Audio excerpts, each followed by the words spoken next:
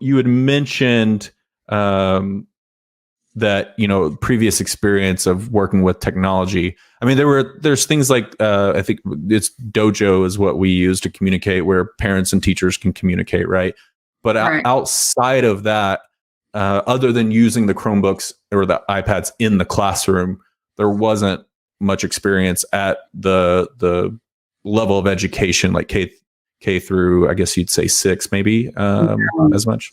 Not at all. I mean, the kids would log on to their Chromebook 6 at a time, and they would do assignments that I posted or get on websites, resources that we use for Right. phonics and math. And that's basically, we used it as a rotational, and they weren't fun rotations. Sometimes they didn't really Right. want to get on them, but it was for teaching. We used it for just background and just helping students with what we're teaching in the classroom. So, what was your learning curve to, getting on Google Classroom, and not just your own learning curve, but what's your experience been with the parents and students, as well as their learning curve of moving to this more online type of education?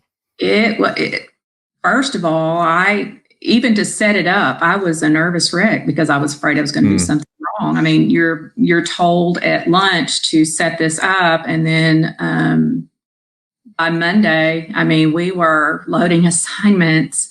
It was a very quick learning curve for us. And then on the flip side, trying to explain to a parent via a phone or something like that. A lot of them had to contact the school and be walked through it either by our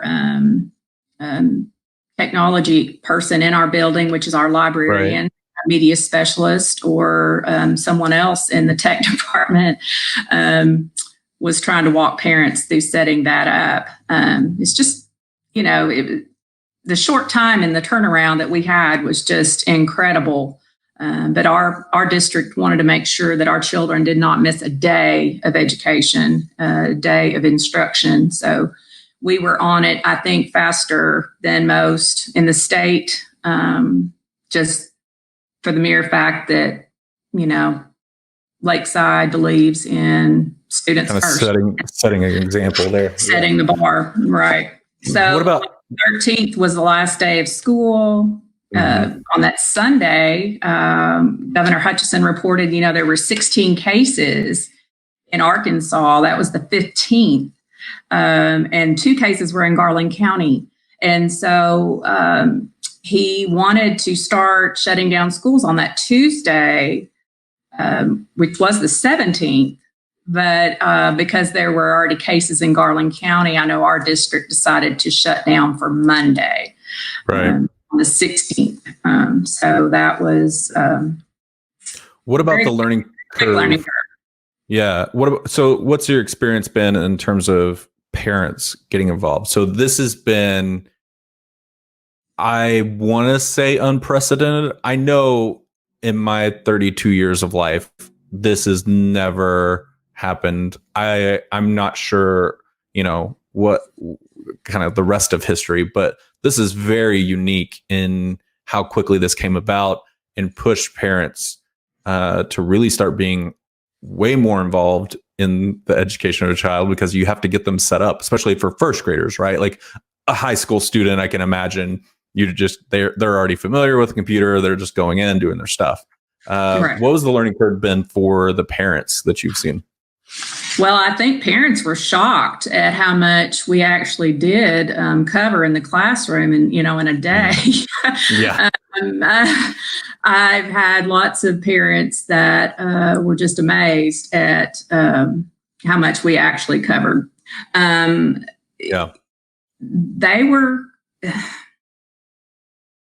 It's hard to, when a parent is the one that is having to log their child on, like you said, high school students can get on, they can log themselves on, they can get on their Google Classroom themselves. A first grader, a kindergartner, they have to have that parent, right. Yep. A parent has to direct that. And so I had to make it very clear, that, and I think you can attest to this, but I made it very clear to my students, if they did not log on, that Miss Crumpler had to count them absent right. each day. And so, they were very in tune to that. We made sure the parents understood this is a very serious thing. We do not want your child to get behind educationally. We want to provide the very best that we can for your child, but that takes, effort on your part as well. Right. We don't mind teaching, but you have to make that opportunity available to your child. So, yeah, I mean, I would say from Courtney and I's, point of view, so the situation we're in, very blessed to both of us having our jobs still, and my job in particular has ramped up because I work for a company that Chegg owns. So I think you may be familiar with Chegg. And so Chegg is running on all cylinders right now with education. And so then Courtney has had reduced hours, but a majority of her hours are still there, but she's doing teletherapy as a physical therapist. Mm-hmm. And so it is definitely an interesting time. And we just approached it as, okay, we need to adapt. There's no other way around this. We have to adapt here. So what needs to happen in order for me to get my stuff done, her to get her stuff done, and the kids to do what they need to do for school, and just exist right now. So, and really what it ended up being is in the mornings from 8 to noon, I'm really on kid duty, I guess you'd say. And then I'm able to get some work done, but I've really blocked off that time. And then I work later in the afternoon, and then she switches and she starts taking over at that point. She's been doing homework during that time, but now that some of her hours have started ramping back up, I'm going to start doing some of the schoolwork in the morning there. And it's just been, I actually think Brody's been more excited because it is on the computer.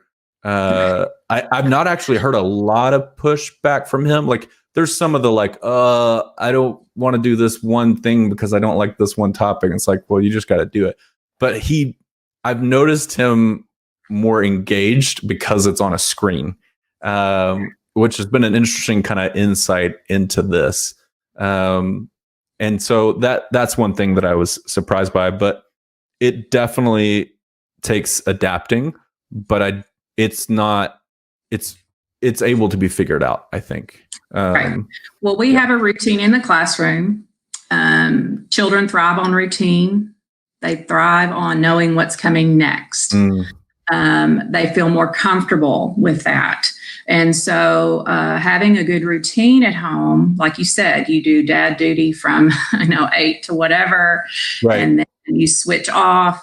Any kind of routine that you can keep up will impact positively on learning. Whereas, when you're just helter-skelter, don't know when you're going to, every day changes. It's very dramatic. We've already seen the trauma that these kids are facing just because their life as they know it has ended and another has begun. So we've got to take that into consideration as parents and educators to know that as much as I can make it simplified and they see my face every day, my students see my face every day and they see me happy and they see me still teaching them that if that continues, then it's so much easier for them. And if they have a home routine as well, I want to give the same type of instruction on a daily basis. I want to make sure there's repetition there. There's a read aloud, there's a story, there's phonics, there's math, and then there's their activity for the day. And if I fit setting that routine for my kids, and then if at home there's a routine, I think it's a win-win.